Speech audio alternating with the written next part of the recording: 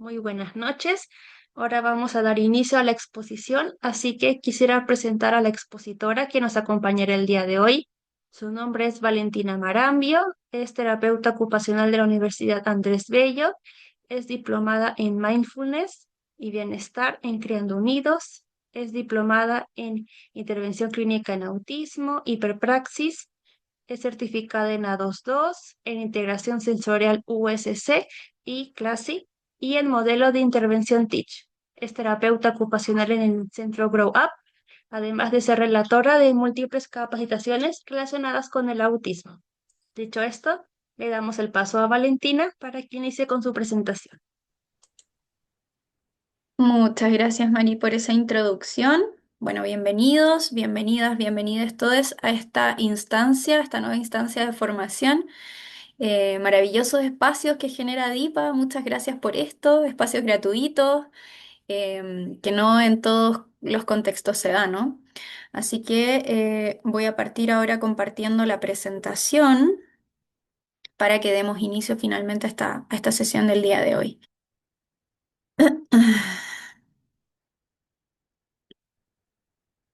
Bien.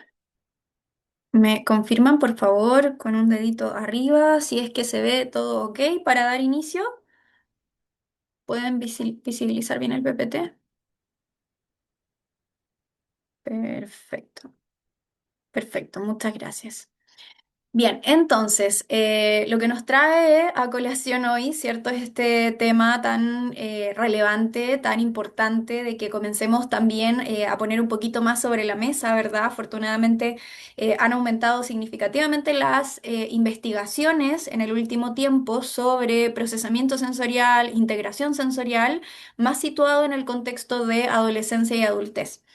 ¿Ya? Porque se sabe que esta es una teoría que surge muy desde contexto infancias, ¿no? Entonces, todo su potencial y su desarrollo comenzó mucho más contextualizado en este grupo, ¿cierto?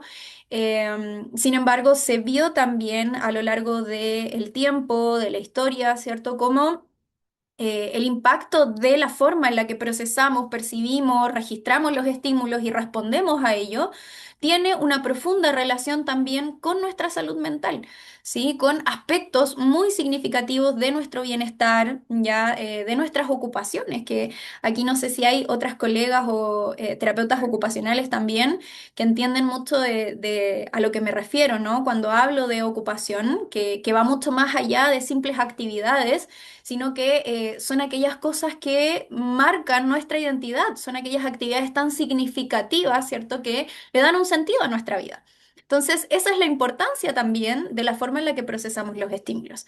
Por eso, el día de hoy hablamos, ¿cierto?, de la experiencia sensorial, cómo se relaciona con la identidad y el desempeño ocupacional en la adultez. Bien, algunos de los objetivos que vamos a ir tratando de desglosar el día de hoy, tratando de poder resumir de manera significativa todo esto, porque es un tema que nos da para mucho, ¿no? Vamos a tratar de ir viendo, ¿cierto?, la relación que existe entre el procesamiento sensorial, la identidad y la trayectoria ocupacional, comprender el impacto subjetivo de las dificultades sensoriales en la vida adulta, porque definitivamente es algo subjetivo, ¿no? Es muy de experiencias personales, muy de vivencia personal, ¿ya? Y reflexionar también sobre nuestro rol como profesionales en el acompañamiento terapéutico. Bien, como ya les adelantaba un poquito, ¿cierto? Para quienes no saben, para quienes recién están quizás relacionándose un poquito con esta teoría de la integración sensorial, esto surge hace bastantes años ya en el año 72, y impulsó principalmente la terapeuta ocupacional Jean Ayres. Ya ella fue quien comenzó a desarrollar esta teoría, quien comenzó a investigar, quien comenzó a profundizar. Y surgió principalmente con el objetivo de poder describir, explicar y predecir un poco la relación específica entre estos tres aspectos que vemos acá, ¿ya? Que es el funcionamiento neurológico, el comportamiento sensoriomotor y el aprendizaje académico. Es decir, ella como terapeuta ocupacional empezó a mirar las diferentes áreas de nuestro desempeño ocupacional, es decir, El juego, por ejemplo, que es una de nuestras ocupaciones más significativas en la infancia. Mediante el juego nosotros podemos adquirir aprendizaje, habilidades de socialización, podemos desarrollar nuestros aspectos sensorio-motores y cognitivos, ¿cierto? Y también otra área muy importante de nuestro desempeño ocupacional tiene que ver con este contexto más académico, ¿no? Entonces, en este contexto comenzó a mirar ella que nuestro desempeño ocupacional a veces se podía ver un poco limitado o restringido por aspectos sensoriales, ¿ya? Que yo creo que es algo que vemos muy de manera más evidente de pronto en la actualidad, ¿ya? Si nos situamos, por ejemplo, en un contexto escolar, nos vamos un ratito a un aula, a una sala de clases, nos hemos hecho mucho más conscientes, ¿cierto? Como adultos, como profesionales que de pronto trabajamos con las infancias o con neurodivergencias, que en el fondo notamos, ¿cierto? Y hemos agudizado un poquito más nuestro ojo clínico para detectar, por ejemplo, desafíos sensoriales, desafíos de regulación. Ya en las salas de clases es muy común que podamos ver desafíos, por ejemplo, en la regulación o en la modulación auditiva a nivel sensorial. Ya niños que son muy sensibles a los estímulos auditivos y necesitan elementos de regulación externa o necesitan que realicemos adaptaciones, ¿cierto? Yendo a un ejemplo bien concreto, ¿no? Pero así muchas otras áreas del procesamiento sensorial se pueden ver impactadas también. Entonces, en este contexto fue que comenzó a detectar que esta parte del procesamiento sensorial y nuestros sistemas sensoriales en su conjunto podían impactar en nuestro desempeño ocupacional desde las infancias, ¿sí? Ahora, es importante entender de qué hablamos cuando hablamos de integración sensorial, ¿ya? Y esto se define básicamente como un proceso neurológico en que nuestro cerebro recibe, procesa, organiza e interpreta la información sensorial que proviene tanto del entorno como también de nuestro propio cuerpo, ¿sí? Y bueno, esto es clave poder entender y hacer énfasis el día de hoy, ¿cierto? De que no es un fenómeno exclusivo de la infancia, ¿ya? Es un proceso continuo que influye en cómo percibimos el mundo, en cómo nos sentimos también y cómo actuamos en él, ¿ya? Jean Ayres planteaba que la integración sensorial es la base de nuestro desarrollo y es la base sobre la cual se organiza el aprendizaje y la conducta. Un poquito más adelante en algunas diapositivas vamos a revisar de manera un poco más visual esta información. Ya vamos a ver ahí una pirámide que nos ayuda a entender este desarrollo neurológico más jerárquico en el fondo, en donde nos muestra, ¿cierto?, la importancia de la integración sensorial y de la regulación de las sensaciones, de las percepciones, ¿cierto?, como base también de otras habilidades del desarrollo, de la percepción motora, de la percepción de mi cuerpo, de habilidades del lenguaje incluso, comunicativas, y de la regulación de funciones cognitivas y ejecutivas como la atención, la regulación emocional, el poder permanecer en una tarea o actividad, ¿sí? Todas esas cosas tienen una relación profunda ahí también con la forma en la que integramos los estímulos. Bueno, ella es Jean Ayres, la terapeuta ocupacional que les comentaba, ¿cierto? Que está detrás de esta teoría, quien impulsó esta teoría. Y aquí hay un poquito, digamos, como de su trayectoria. Fue máster en terapia ocupacional, tenía un doctora, perdón, en psicología educacional y postdoctorado en el Instituto de Investigación Cerebral de UCLA de Neurofisiología. Fue terapeuta ocupacional, docente e investigadora visionaria y entregada. Y fue a partir del lanzamiento de este libro, de la integración sensorial en el niño, que se pone sobre la palestra recién, ¿cierto? La integración sensorial. Se comienza a ver la importancia y la relevancia de esto tras recién 20 años de trabajo de ella, ¿ya? Y bueno, Jean Ayres señalaba ya, ¿cierto?, que la integración sensorial es la organización de las sensaciones para su uso, en el fondo, para que nosotros podamos desempeñarnos y responder a las demandas del entorno. Bueno, y acá empieza algo clave, ¿cierto? Que muchas veces se tiende a confundir. Cuando hablamos de desórdenes del procesamiento sensorial, o puede que los hayamos escuchado como los TIS, trastornos de la integración sensorial, o también como un procesamiento sensorial divergente. Cualquiera de esos conceptos es correcto, digamos, va a depender mucho desde nuestro paradigma, desde nuestro enfoque, desde donde nosotros como profesionales nos situemos para mirar el mundo, ¿no? Yo personalmente me refiero como desórdenes del procesamiento sensorial, ¿ya? Y bueno, hay que entender, ¿cierto?, que procesamiento sensorial es parte de la neurodiversidad, ¿ya? Entendiendo que neurodiversidad y neurodivergencia son dos conceptos distintos, no aluden a lo mismo, ¿sí?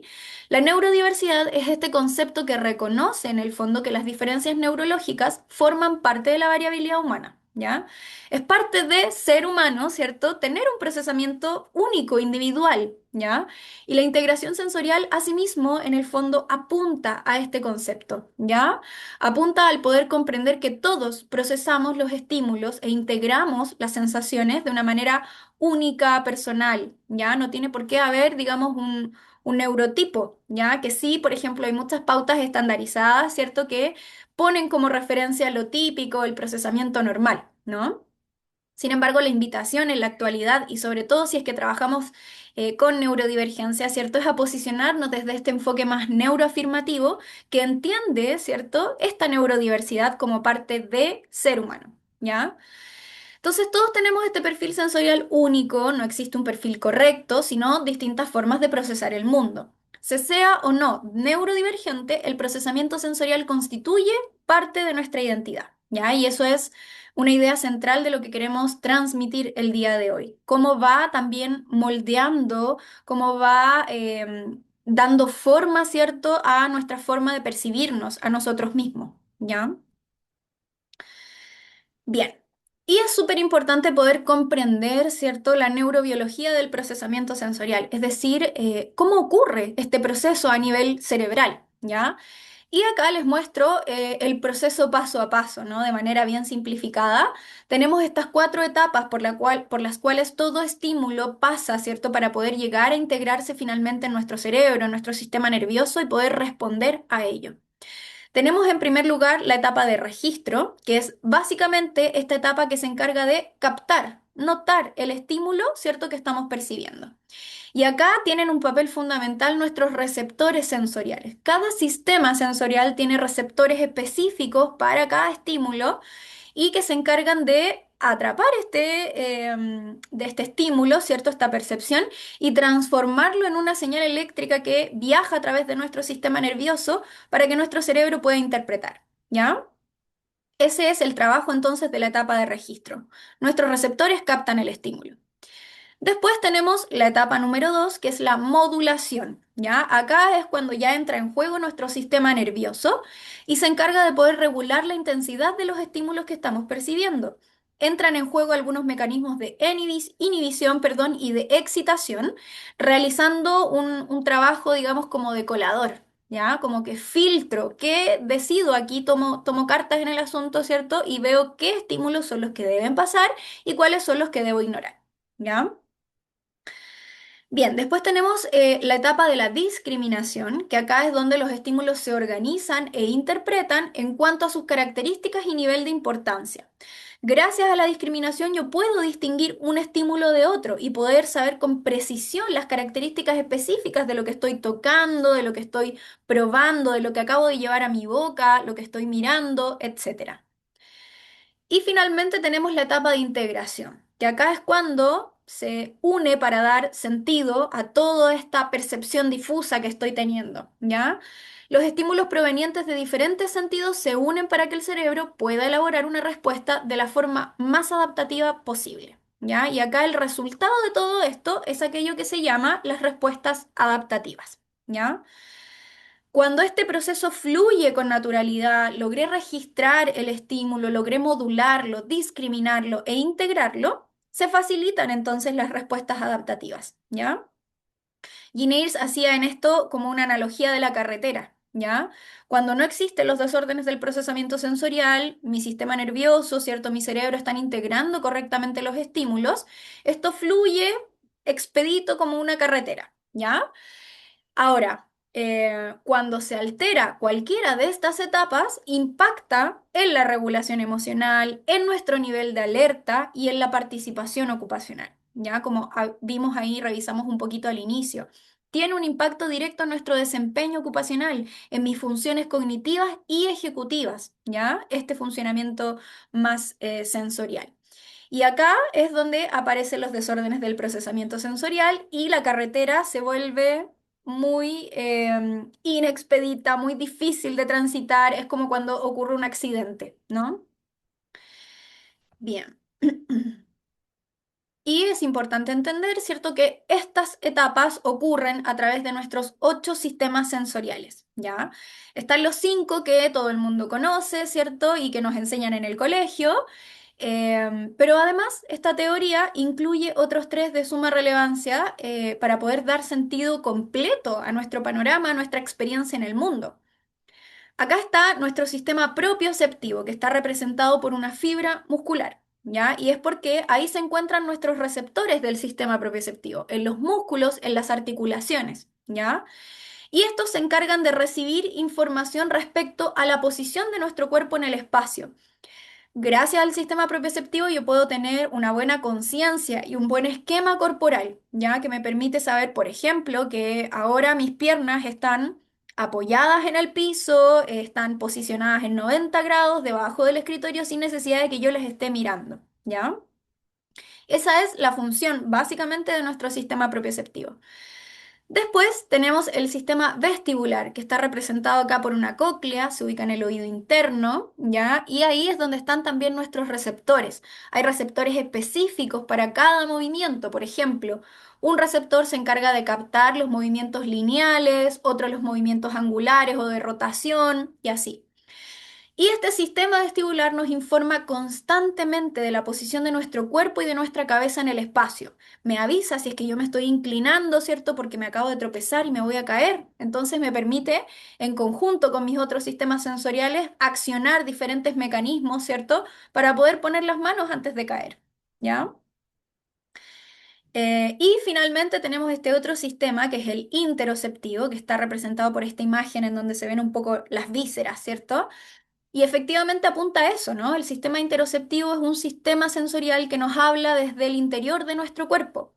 Se encarga de mantener esa homeostasis o ese equilibrio corporal interno que nos avisa de las señales corporales necesarias para poder sobrevivir, ¿no? Como por ejemplo las señales de hambre, de saciedad, de cansancio, de dolor en alguna parte de nuestro cuerpo, las señales de incomodidad en general, ¿cierto? De ir al baño, la sed, etcétera, etcétera. Regulación de la temperatura corporal.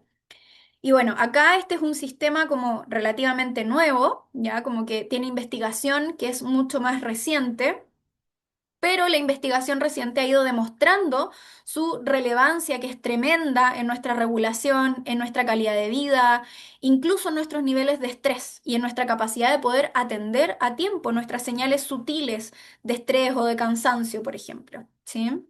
Sobre todo en este contexto sociohistórico en el cual nos situamos actualmente, en un contexto muy de productividad, ¿no? Como en donde nos desconectamos muchas veces de estas señales corporales internas sutiles, en donde dejamos de escuchar las señales tempranas de cansancio de nuestro cuerpo y notamos que estamos estresados o que nos estamos cargando mucho la mochila, ¿cierto? Cuando ya estamos absolutamente desgastados, ¿ya? Entonces acá el sistema interoceptivo juega un papel fundamental.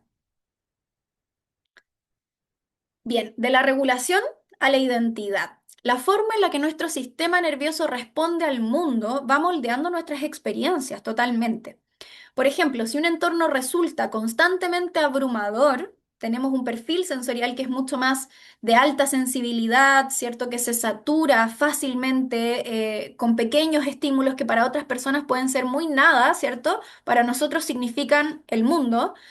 Ya, lo más lógico es que evitemos, tendamos a evitar ciertas situaciones que nos generan mucho desgaste cognitivo, físico, mental en general. Entonces, también pasa por el otro lado, ¿cierto? Que si necesitamos intensidad para sentirnos organizados, buscamos esas sensaciones, ¿cierto? Y estamos buscando constantemente situaciones que nos ponen en riesgo, que nos ponen en peligro, ¿cierto?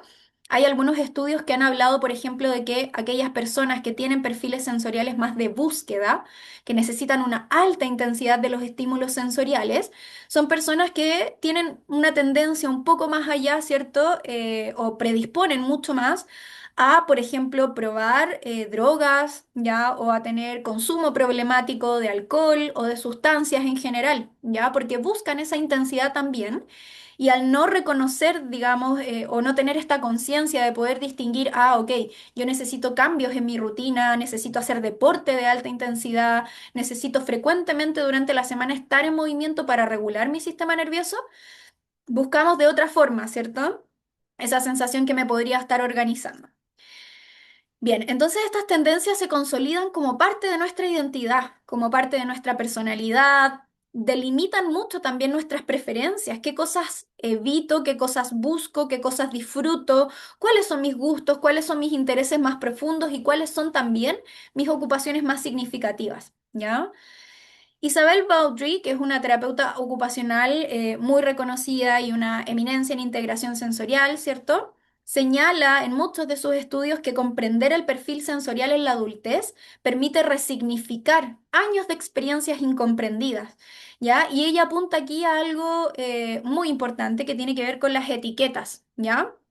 Como muchas veces, quizás aquí alguien se va a sentir más identificado, en nuestras infancias nos sentimos mucho más sensibles, personas que de pronto éramos menos válidas, ¿cierto? Nos sentíamos menos válidas que otros, solo por el hecho de tener una alta sensibilidad, solo por el hecho de ser mucho más sensible a nivel auditivo o táctil o por saturarme en entornos de mucha gente y no poder sentirme parte de un grupo social en la adolescencia, por ejemplo, porque yo no disfrutaba el ir a carretear, como le decimos acá en Chile, o no sé cómo le dirán en otros países, ir de fiesta, ¿cierto?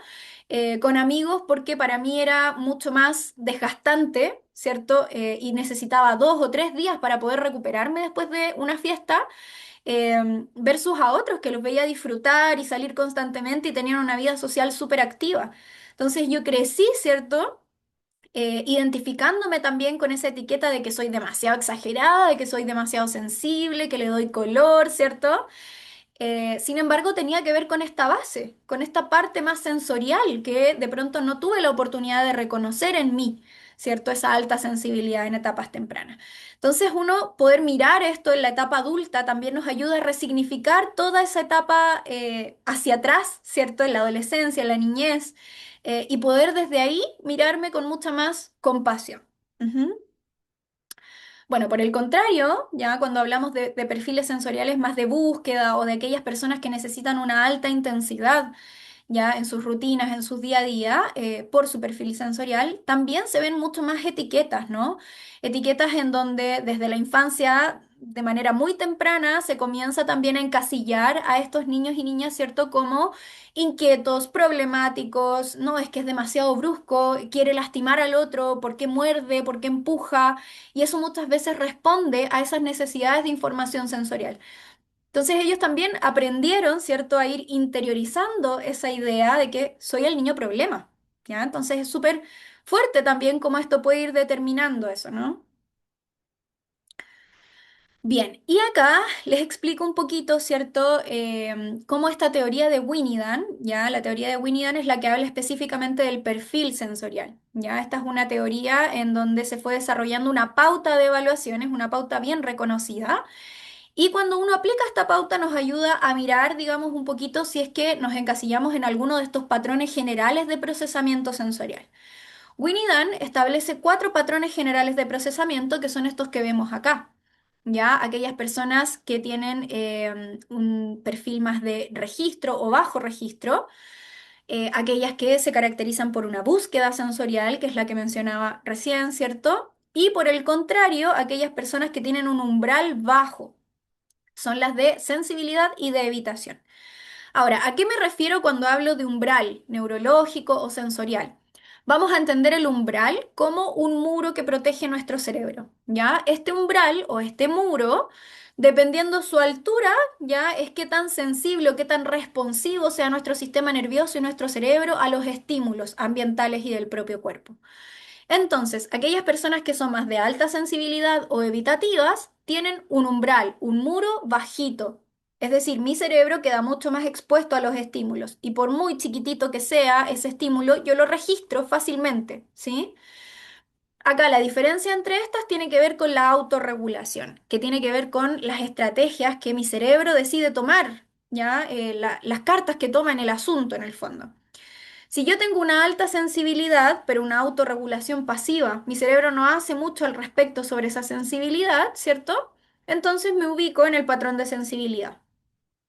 Por el otro lado, si tengo este bajo umbral, ¿cierto? Pero una autorregulación pasiva, es decir, yo soy una persona que toma cartas en el asunto, intento disminuir esa sobreestimulación, me alejo, intento evitar situaciones de mucha aglomeración o de ruido, utilizo canceladores por mi cuenta, sin saber tanto de esto, sino que mi sistema nervioso me avisa, digamos como de aquellas cosas, ¿no? Esas son las personas más de evitación, ¿ya? También suelen ser personas muy que necesitan mucha anticipación en sus rutinas, mucha predictibilidad, organización, estructura, ¿ya?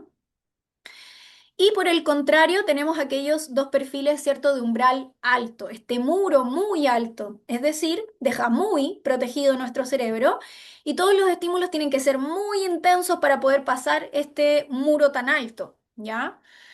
Aquellas personas que tienen una autorregulación pasiva, quiere decir que tienen un registro bajito. Ignoro muchas entradas de información sensorial. Es como que parezco mucho más distráctil o desconectado de lo que está pasando, tanto de mis señales corporales como del entorno también. Y por el contrario, aquellas personas de búsqueda que tienen también, perdón, este muro alto, pero una autorregulación activa. Es decir, mi cerebro toma cartas en el asunto, busca constantemente dónde puedo obtener esa intensidad que necesito a través de mis sistemas sensoriales. Ya, como les decía adelante, hay algunos estudios que demuestran que estas personas que tienen perfiles más de búsqueda pueden ser mucho más predisponentes a consumo problemático. Justamente por eso busco la intensidad.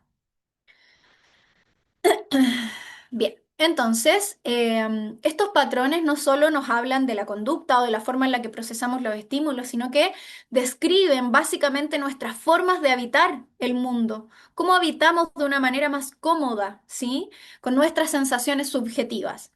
En el caso de la búsqueda, esa necesidad de intensidad es para poder sentirme vivo, ¿sí? Me da la sensación de que, aquí está mi cuerpo. Cuando yo hago ejercicio, si soy una persona que necesita más búsqueda, me siento realmente en mi cuerpo, ¿sí? Como que reconozco mejor los límites de este, sé de que soy capaz, mi energía y la conexión conmigo mismo están mucho más latentes. Por el otro lado, ¿cierto? Aquellas personas de un perfil más de evitación necesitan control y predictibilidad. Y reconocer eso me permite también poder planificar mi día a día o vivir mi vida, en el fondo, dándome aquellas cosas que necesito para tener esa sensación también de bienestar. En la sensibilidad predomina mucho esta hipervigilancia y la saturación frecuente. Entonces reconozco también que necesito muchas más pausas y que probablemente mi ritmo de funcionamiento, ¿cierto? Y de desempeño en mis diferentes ocupaciones no tiene por qué ser igual al de los demás, ¿ya? Y finalmente el bajo registro, que son estas dificultades para detectar señales internas y externas. Entonces acá el trabajo está en poder ir trabajando y poder potenciando, fortaleciendo esa conexión con las señales sutiles de mi cuerpo. Ujú. Bien, el procesamiento sensorial y la identidad ocupacional. Ya, la identidad ocupacional se construye a partir de las experiencias repetidas de éxito, de placer, de frustración y de regulación. ¿Ya? Y Zoe Mailux, que es otra terapeuta también, ¿cierto? Muy reconocida en el mundo de la integración sensorial, plantea que la experiencia sensorial influye en la construcción del sentido de competencia, perdón, y de eficacia personal. ¿Ya? Entonces, la forma en la que procesamos el mundo a través de nuestros sistemas sensoriales influye de manera determinante también en cómo yo me miro a mí misma, en cómo soy capaz de reconocer aquellas áreas de potencialidad y aquellas áreas en las que sé que de pronto no soy tan buena. Por ejemplo, no quiero ser tan autorreferente, pero siempre doy ejemplos como desde mi experiencia personal, ¿no? Porque es lo que más conozco. A mí personalmente, ¿cierto? Desde muy pequeña no se me dieron los deportes, no se me dio nada que tuviese que ver con la actividad física, el baile, la coordinación no eran mi fuerte. Y después, ya de terapeuta ocupacional y a medida que me fui especializando en la integración sensorial, me di cuenta, ¿cierto?, que eso no tenía que ver solo con los intereses, ¿cierto? Y solo con que quizás algunos de mis grupos de amigos tenían intereses similares, sino que también se veía muy influenciado porque yo tengo dispraxia. ¿Ya? Entonces, esta parte sensorial, tengo un desorden del procesamiento sensorial. Lo que me cuesta es percibir, ¿cierto? Específicamente dónde siento las cosas o cómo las estoy sintiendo.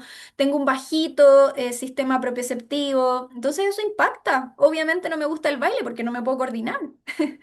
¿Sí? Entonces, desde ahí impacta también en la elección de nuestras ocupaciones más significativas. Bueno, acá les comento, ¿cierto? El procesamiento sensorial influye en qué actividades disfrutamos, qué actividades evitamos y qué ambientes elegimos también.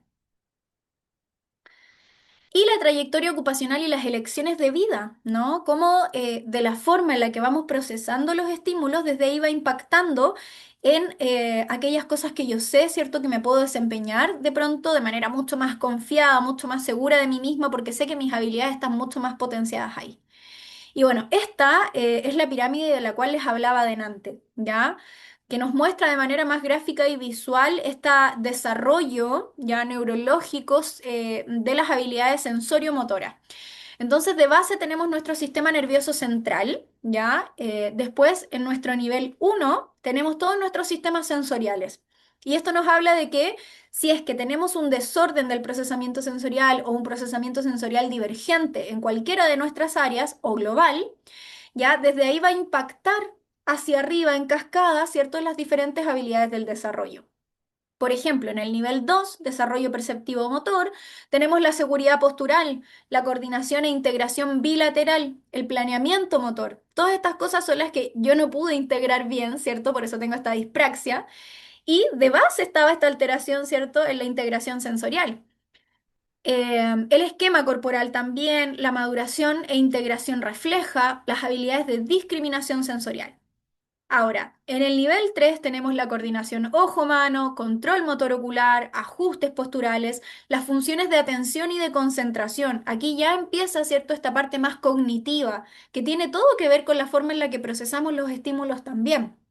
¿Ya?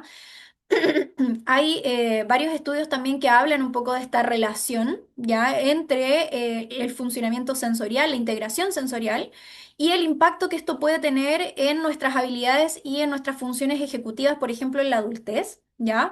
Nos cuesta resolver, tomar decisiones, ¿ya? Es muy común, por ejemplo, el bloqueo de inicio, dificultades con la gestión y administración del tiempo. ¿Ya? Con la gestión incluso de actividades de la vida diaria que vemos mucho en terapia ocupacional, como el poder ordenar y mantener mi espacio aseado, ¿ya? Incluso tomar decisiones tan cotidianas como qué ponerme, ¿cierto? ¿Qué ropa utilizar el día siguiente? O qué voy a cocinar el día de hoy y hacer el listado de las compras, ¿cierto? Para ir al supermercado. Me toma mucho más tiempo que a otras personas, me cuesta iniciar, yo sé todas las cosas que tengo pendientes, pero aún así no puedo, ¿sí? Entonces, en torno a esto también comienzan a crecer muchas etiquetas y muchas ideas preconcebidas, ¿cierto? En donde nos criticamos fuertemente, ¿sí? Como no soy capaz, no me la puedo, y muchas veces la base tiene que ver con esto, con la forma en la que estamos procesando el mundo. Ujú.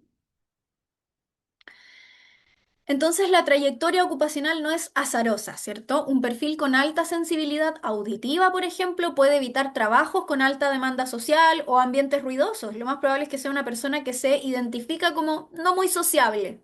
Obvio, porque me saturo mucho en entornos sociales, ¿no? Un perfil buscador puede sentirse atraído por profesiones dinámicas, deportivas o creativas. O bien, si han seleccionado ocupaciones que no brindan el input necesario que su perfil requiere, puede aportar sensación de insatisfacción, saturación, mayores niveles de estrés y compromiso incluso de la salud mental. Por ejemplo, acá algo que he visto mucho cuando realizo evaluaciones de perfil sensorial.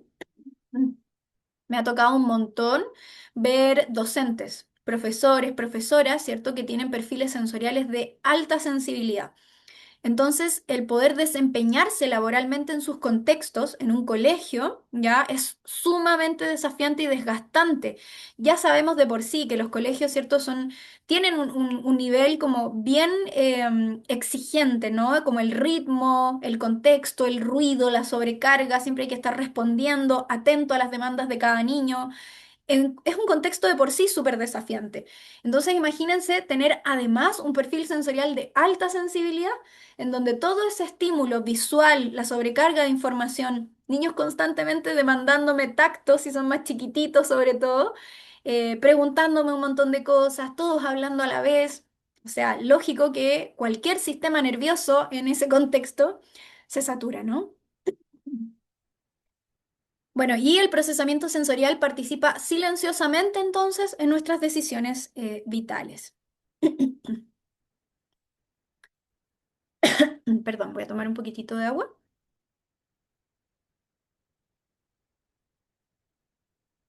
Bien, acá les comento entonces que evidencia científica reciente, ¿ya? Hay al respecto, ¿no? Algunos estudios muestran asociación entre la hipersensibilidad sensorial, por ejemplo, y mayor estrés fisiológico y niveles elevados de cortisol, ¿ya? Lo que les decía recién.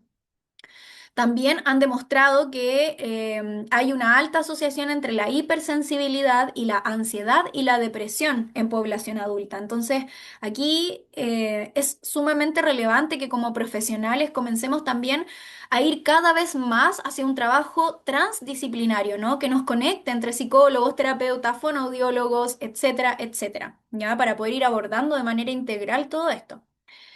También se ha mostrado, perdón, una asociación alta entre la hipersensibilidad, la ansiedad social y menor calidad de vida subjetiva también.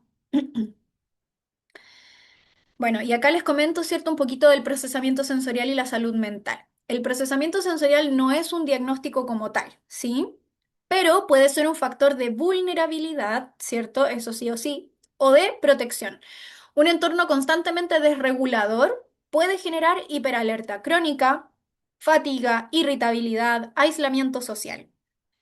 Autores como Gustavo Reynoso destacan la importancia de comprender el perfil sensorial en adultos con dificultades de regulación emocional. Poder entender si de pronto esta desregulación que me siento tan irritable o que me siento muy lábil emocionalmente, ¿cierto? Constantemente y no entiendo la base, veamos si es que de pronto tiene que ver con esta base sensorial. Ujú.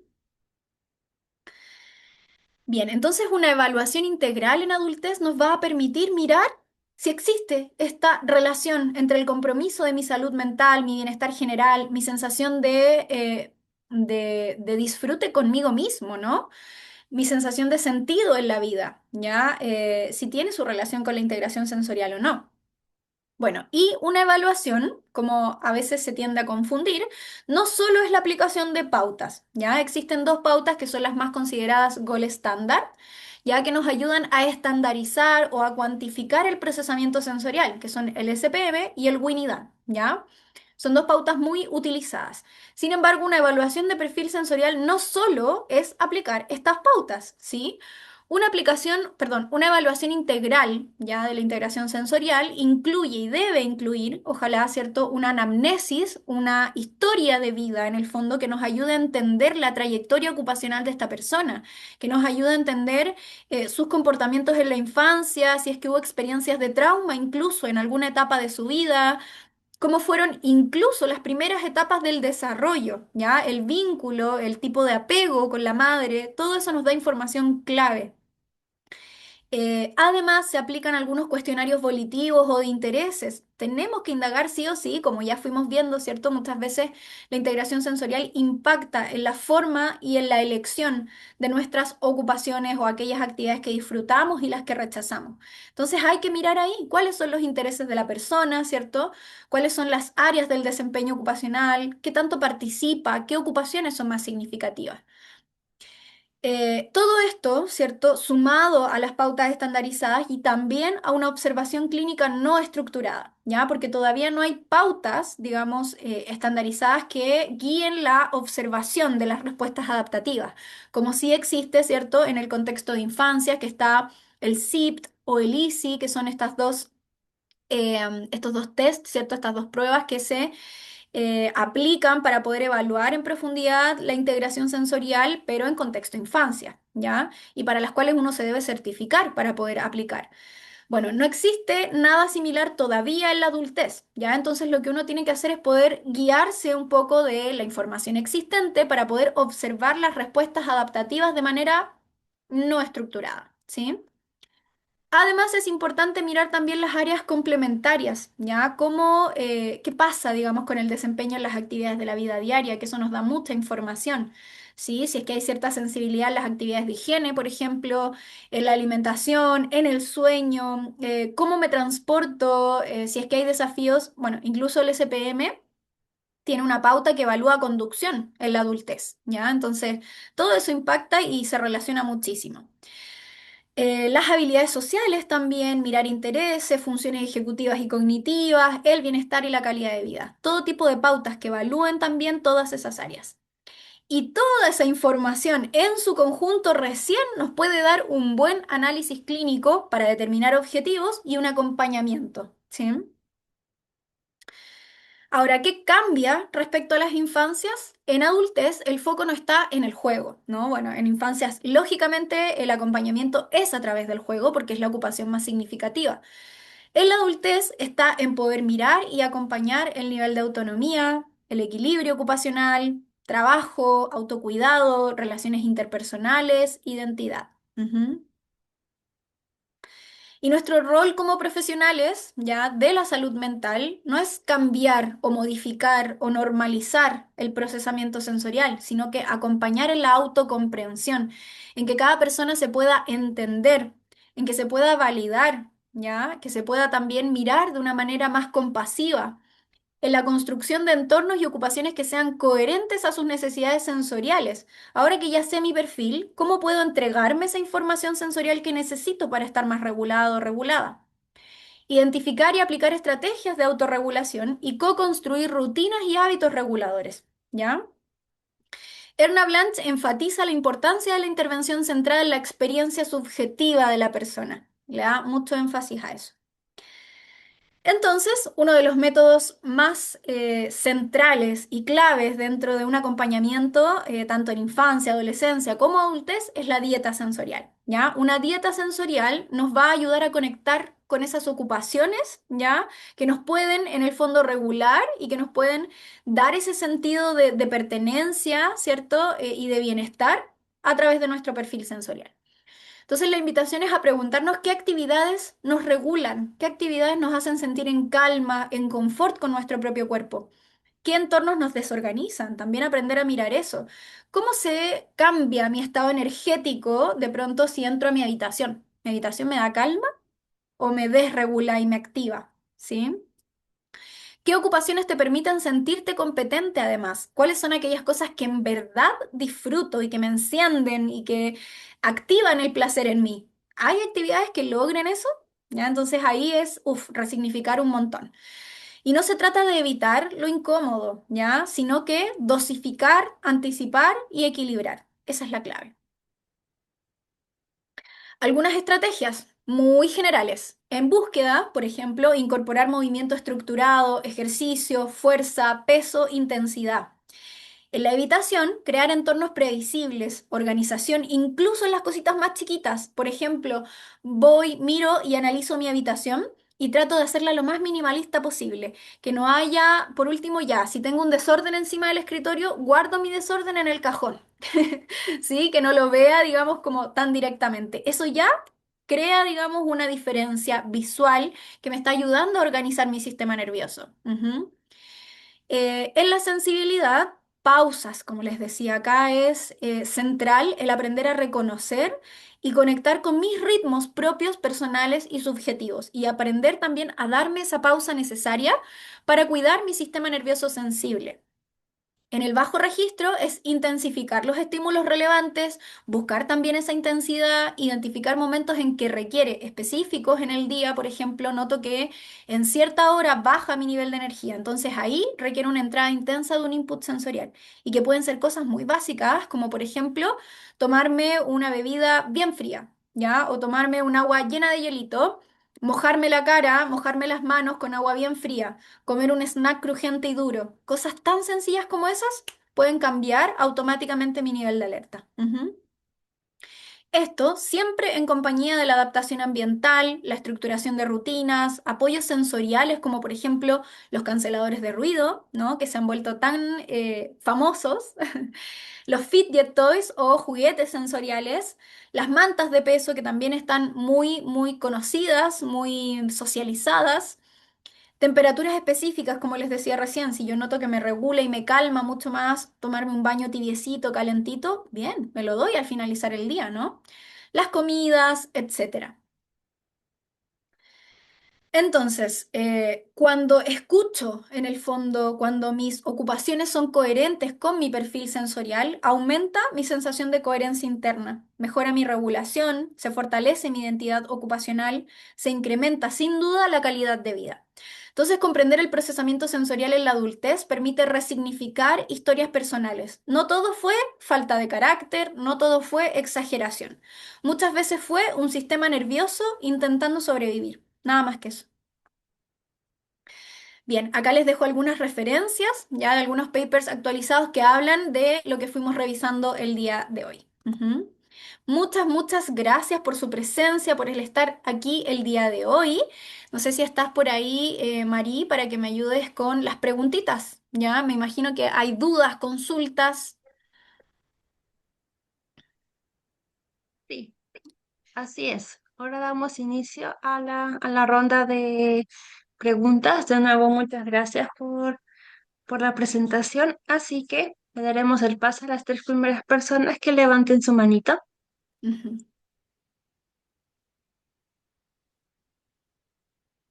Si no recuerdan cómo levantar la manito, está en el apartado de reaccionar.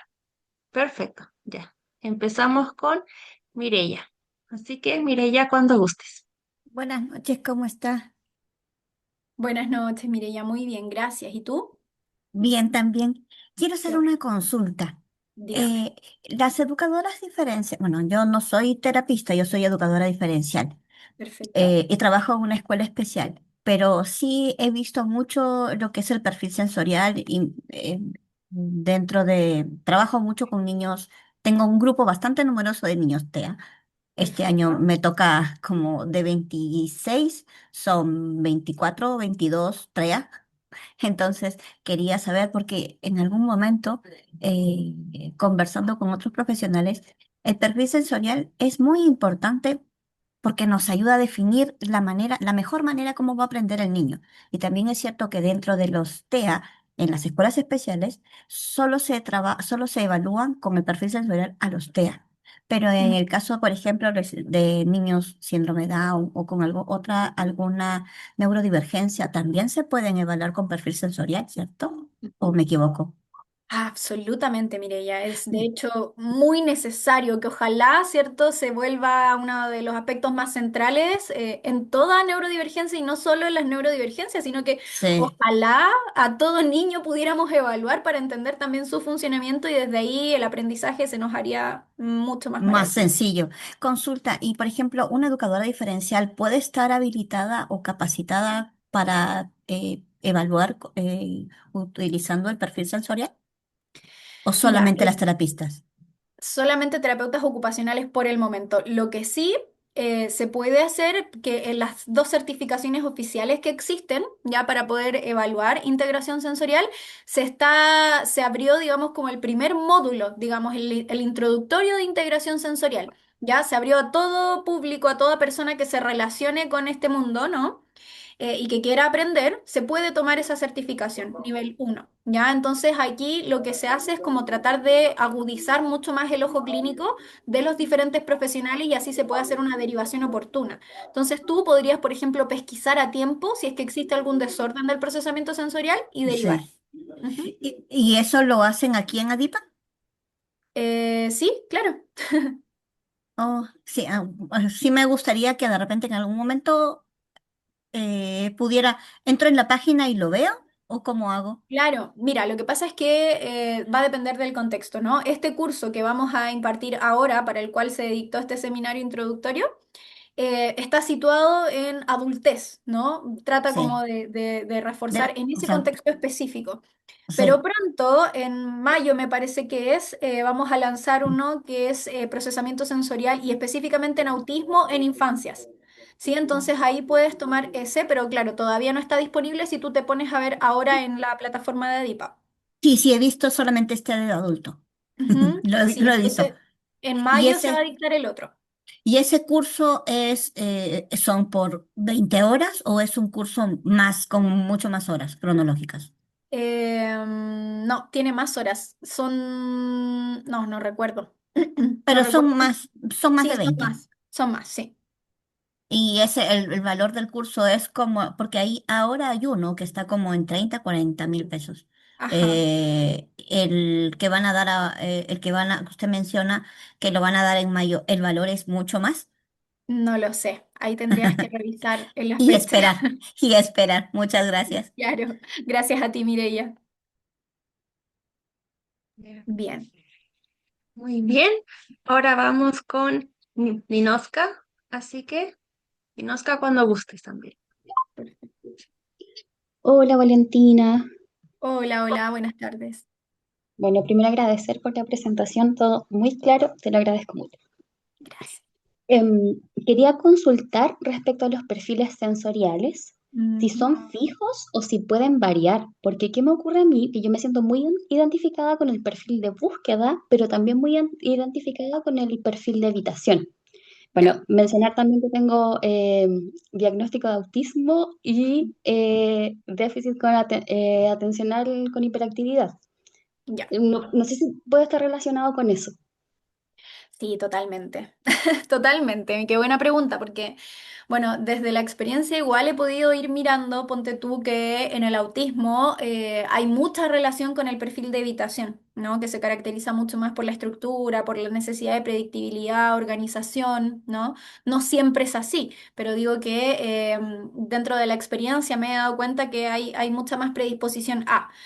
Y por el contrario, en la atención divergente o trastorno de déficit atencional con hiperactividad, se relaciona mucho más también, ¿cierto?, con los perfiles de búsqueda. ¿Ya? Entonces es curioso lo que mencionas, porque sí puede estar muy ligado. Ahora, no hay todavía cierta investigación que en el fondo nos demuestre, digamos, las bases científicas de esto, ¿cierto? Pero claro, uno a través de la experiencia se va dando cuenta también de esto, ¿no? Y a tu pregunta, en respuesta a tu pregunta, ¿cierto? Sí, efectivamente pueden mezclarse estos perfiles, ¿ya? Entonces a veces suele generar mucha confusión, así como, ya, yo como terapeuta ocupacional de pronto apliqué esta pauta y me arrojó mucho más que otras personas, ¿cierto? En búsqueda y también mucho más que otras personas en evitación. Y es como, pero ¿por qué si son tan opuestos? Pueden absolutamente convivir en una misma persona, ¿ya? Y eso, ahí uno tiene que aprender también como a hacer un análisis y un razonamiento mucho más profundo de esto y poder determinar en qué momentos de mi vida o de mi día a día yo necesito esa búsqueda, necesito o busco más intensidad y en qué otros momentos me saturo y necesito estructura y organización, ¿sí? Porque no somos seres, digamos, como tan blanco y negro, ¿no? Pasamos por diferentes matices a lo largo de nuestra vida y probablemente tú también te hayas dado cuenta que en algún punto de tu vida te marcaste mucho más por la evitación, ¿cierto? Y en otros mucho más por la búsqueda, ¿ya? Pero sí, efectivamente pueden fluctuar y combinarse entre sí. Gracias por esa pregunta, Ninoca. Pasamos a la siguiente. Vale, ahora por términos de tiempo vamos a finalizar con Michelle, así Perfecto. que cuando quieras, Michelle. Hola, primero agradecer igual, estuvo súper buena la presentación, muchas gracias.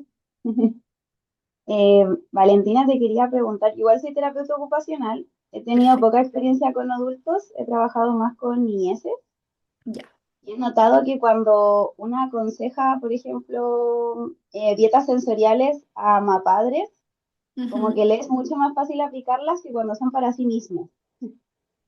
Y quería preguntarte cómo acompañas ese proceso de cambio de hábitos en Mm, personas adultas, porque me ha pasado harto como en esto de explorar intereses, buscar opciones ujú, para canalizar las necesidades sensoriales.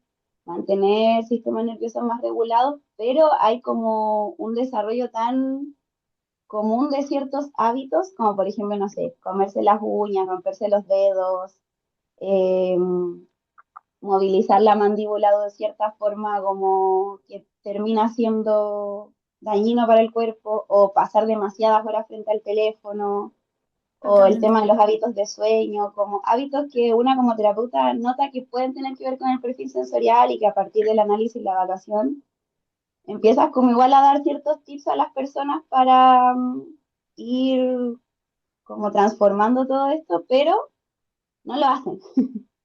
Tipo. Y no lo llevan a cabo en su vida. Entonces, a mí me pasa como terapeuta que igual es frustrante, y de repente me veo como sin herramientas de cómo apoyar a alguien en esa transformación de hábitos, que es tan difícil.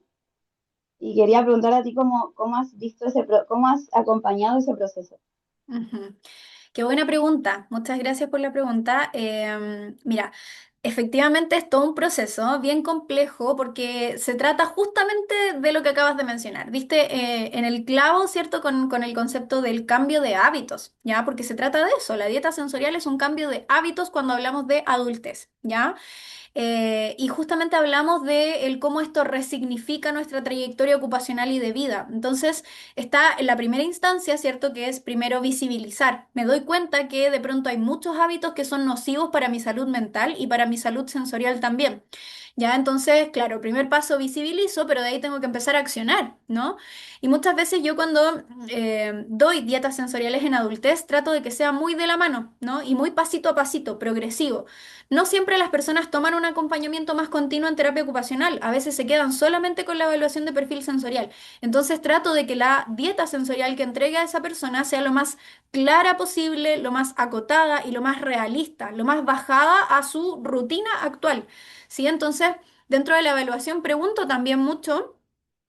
¿Cómo es tu rutina? Por favor, descríbeme tu día a día, desde qué horario te levantas incluso, qué haces a lo largo de todo el día y a qué hora te vas a acostar, para yo poder tener claridad, ¿cierto? De qué cosas son realmente sostenibles en el tiempo. Porque si una persona se acuesta a las 2 de la mañana regularmente, ¿cierto? Yo sé que eso no es para nada bueno a su regulación, ¿cierto? A su calidad del sueño y por ende a la regulación de su energía durante el día. Pero no le voy a poner como objetivo, ¿cierto? No, mira, es que sabes que la OMS nos dice que hay que acostarnos máximo a las 10 y ojalá no ver 3 horas antes pantalla, pero eso es cero realista con su situación actual, ¿ya? Entonces, doy sugerencias en base a lo que sé que puede ser sostenible en el tiempo, ¿ya? Y siempre tratando de conectar con los intereses, ¿ya? Más profundos de la persona. Si me dice que le gusta mucho la jardinería, ¿ya? Vamos por ahí tratando de aplicar estrategias de regulación que le aporten a esa persona porque es mucho más factible que se sostenga un nuevo hábito en el tiempo si es que lo disfruto. Ujú. Así que eso, como muy general, ¿ya? Pero si quieren profundizar mucho más en cómo evaluar, qué cosas hay que tener en consideración en la evaluación y cómo puedo ir elaborando una dieta sensorial paso a paso en base a las necesidades de cada persona, vamos a dar el curso ahí de perfil sensorial en adultez. Espero verles. Así que eso. Esa era la última pregunta de hoy, Marino. Sí, sí es la Perfecto. última. Muchas, ¿Vale? muchas gracias entonces. Ujú. Ya, Cuidado, que está muchas llorando. gracias, que esté muy bien. Gracias, igual. Bien, se quedan con Marí, que ahí va a ser el sorteo. Yo me despido, les dejo un gran abrazo, que tengan una muy buena noche, agradecida de toda la presencia y las preguntas tan bacanes. Así que eso. Chao, chao.